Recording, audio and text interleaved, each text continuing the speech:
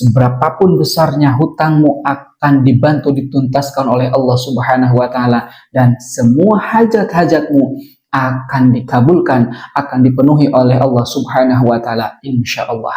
Assalamualaikum warahmatullahi wabarakatuh. Alhamdulillahirabbil alamin. Allahumma shalli ala sayyidina Muhammad wa ala sayyidina Muhammadin salatan takunu laka ridhaan wa lihaqqihi adaan. Teman-teman semuanya, dimanapun Anda berada, sebelumnya saya doakan yang terbaik untuk Anda semuanya.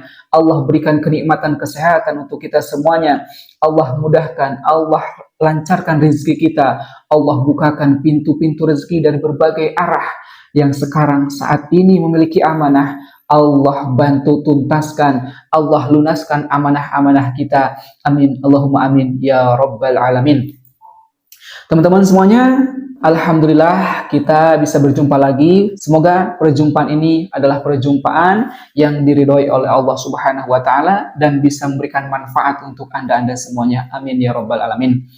Oke teman-teman, segala sesuatu itu pasti ada prosesnya. Tidak ada yang instan. Begitupun dengan rezeki. Rezeki tidak akan begitu saja datang tiba-tiba ke hadapan kita, jatuh dari langit. Tapi semuanya memerlukan proses. Dalam proses tersebut kadang ada yang lambat sekali prosesnya, tapi tidak sedikit ada yang lebih cepat prosesnya.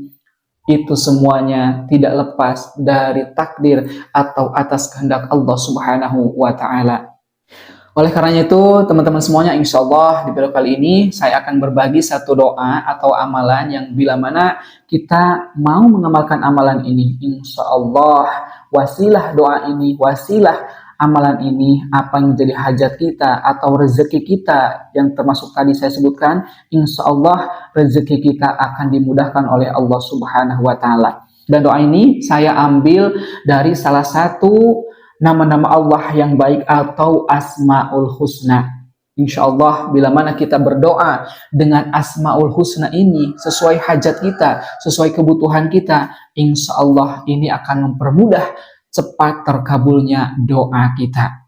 Dan berdoa dengan menggunakan Asmaul Husna ini teman-teman semuanya, insya Allah ini juga termasuk tata cara atau adab dalam berdoa. Dan insya Allah bila mana kita mengawali doa kita dengan Asmaul Husna atau sebagian Asmaul Husna, insya Allah doa kita akan langsung didengar oleh Allah Subhanahu wa taala, akan diterima oleh Allah Subhanahu wa taala, dan insya Allah doa kita akan cepat dikabulkan oleh Allah Subhanahu wa taala. Allah Subhanahu wa taala berfirman dalam surat Al-Ankabut ayat 62 yang berbunyi, Allahu yabsutu rizqa liman yasha'u min ibadihi wa yaqdiru lah, innallaha bikulli syai'in alim.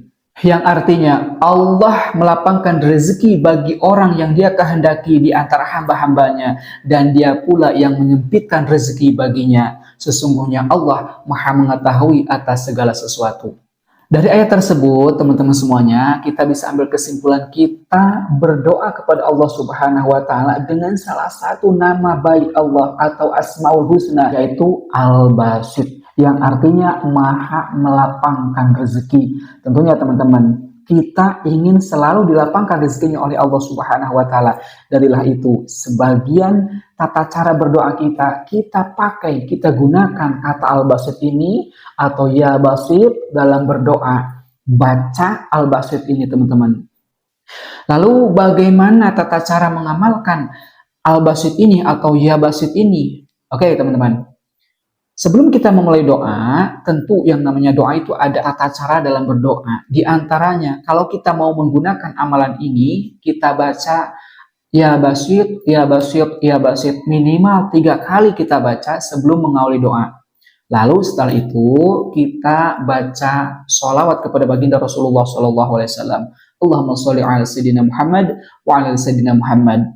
Kemudian kita perbanyak istighfar atau kita baca istighfar Astaghfirullahaladzim wa atubu ilaik, atau dengan sayyidul istighfar Allahumma anta rabbi la ilaha illa anta, dan seterusnya teman-teman semuanya. Setelah itu barulah kita panjatkan, kita minta sama Allah, kita berdoa kepada Allah Subhanahu wa taala apa yang menjadi hajat kita, apa yang menjadi doa kita, silahkan kita mohonkan sama Allah Subhanahu wa taala. Ya Basit, Ya Basit, Ya Basit 3 kali misalkan. Lalu setelah itu baca sholawat, Allahumma sholli ala sayyidina Muhammad wa ala sayyidina Muhammad, astagfirullahaladzim wa atubu ilaik, atau Allahumma anta rabbi, dan seterusnya.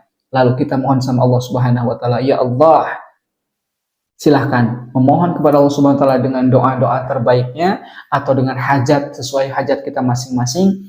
Insya Allah apabila teman-teman mengamalkan amalan ini atau sebelum berdoa, insya Allah akan dimudahkan, akan didengar oleh Allah Subhanahu wa taala, dan akan segera diijabah, dikabulkan doanya oleh Allah Subhanahu wa taala, insya Allah. Kalau teman-teman ingin mengamalkan amalan ini, boleh juga dibaca sebanyak 100 kali setelah selesai sholat duha.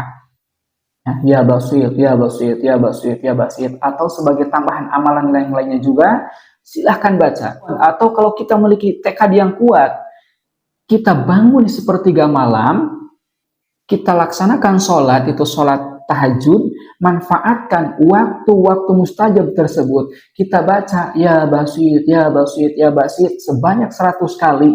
Insya Allah permohonan kita, doa kita akan cepat diijabah oleh Allah Subhanahu wa taala.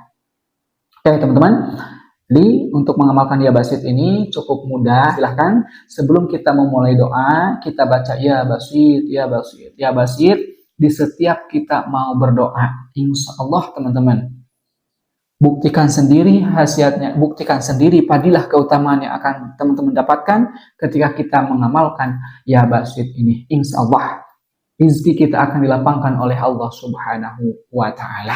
Doa kita akan dikabulkan oleh Allah Subhanahu wa taala, insya Allah. Semoga bermanfaat. Akhirul kalam, wassalamualaikum warahmatullahi wabarakatuh.